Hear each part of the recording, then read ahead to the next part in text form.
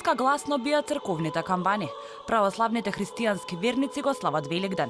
Се веселат заради победата на животот над смртта, преку воскресението на Исус Христос, моќ со која тој не само што ја уништил смртта, им дал патокос како да го здобиат вистинскиот живот.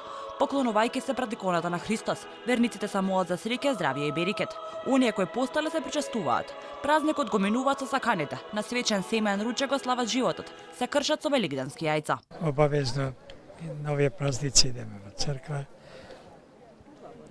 Ко христијани сакаме и на децата им сигурно им даваме примери фактички како да и они да наследат.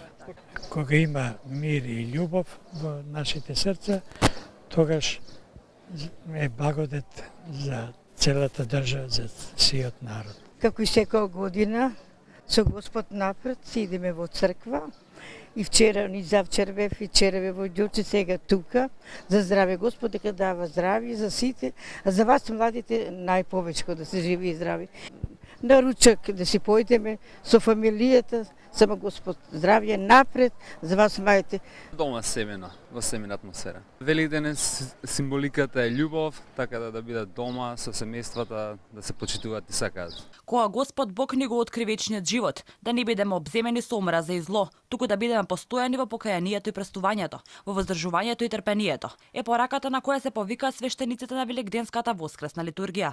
Порача верниците молитвите да ги внесуваат во ризницата на срцето, да ги исполнуваат Христовите пораки, да не се сакаат со зборови и јазик, туку со дела и вистина.